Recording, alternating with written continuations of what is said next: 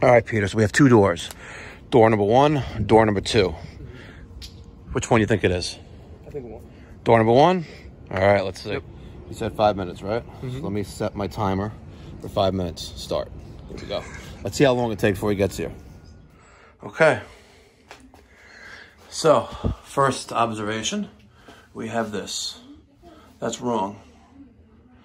We're going up, and then we're going down. Number 2, this is 3-inch flue pipe. The code states, the mechanical and the fuel gas code state that the flue pipe shall be 4 inches for 40,000 BTUs. We have a 40,000 BTU, 50-gallon gas-fired water heater here. So, the gas piping, okay. I'm okay with that.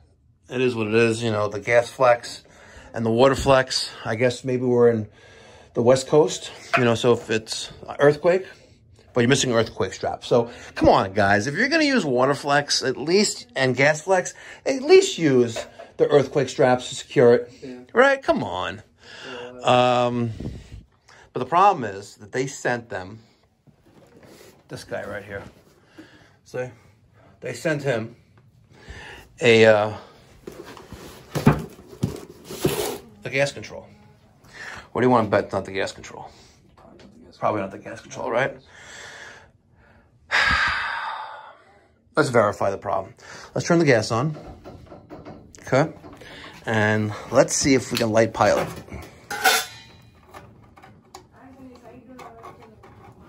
Looks a little sus right here. So let's put this on to pilot.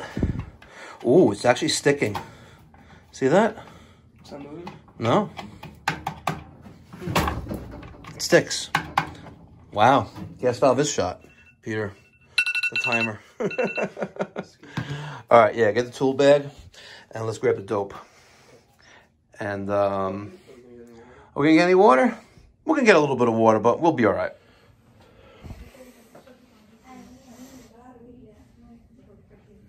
Please leave your message for 347.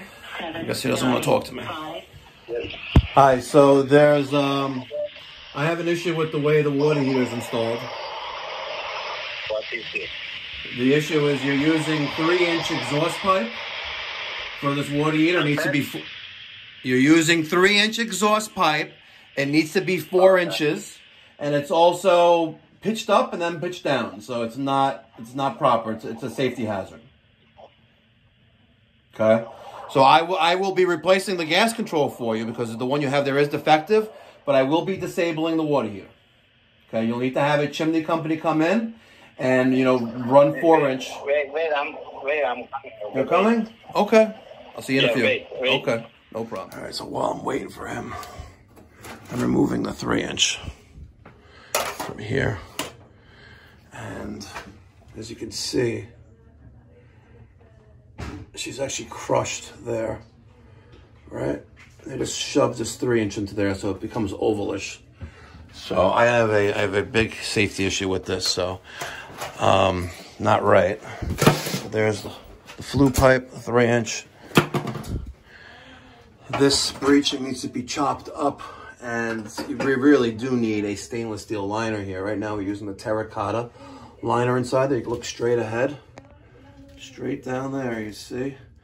That looks like rust. That's the terracotta lining of the chimney, which is being utilized by this Whale McLean CG5,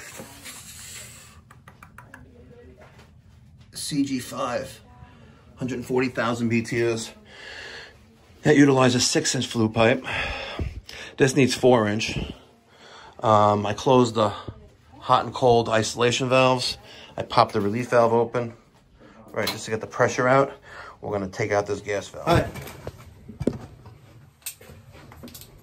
I spoke to you on the phone? I spoke to you on the phone, yes?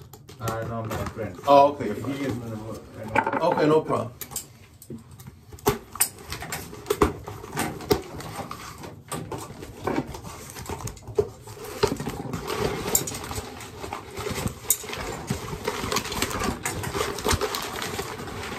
Peter, this one probably doesn't even come close to the ones you've seen falling apart, right?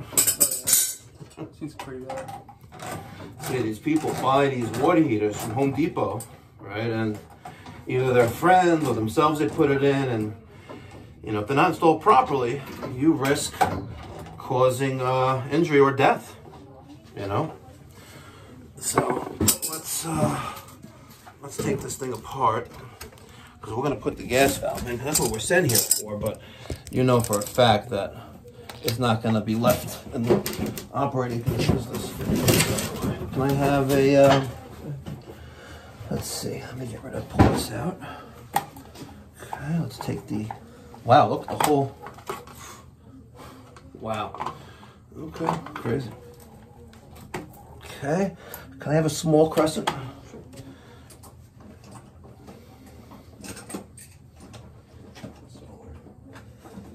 Thank you very much. So let's loosen up the pilot tubing from the bottom of the gas control valve. Okay. And let's remove the main burner tubing. Okay. And next, I hate these things, but what you can use, you know, we can use a long a half-inch black nipple to try to spin this valve. Want to grab one? Sure. Okay. So there's that 90. Okay. And we use that as like a wrench to take the valve out. Now, one thing to keep in mind, all right, is that we have water in there, right? Let's just take a little more pressure out of there, have that gas valve ready, spin that off, and quickly pull it out. Remember, it's going to want to push out of you, so push against it until it's ready to go.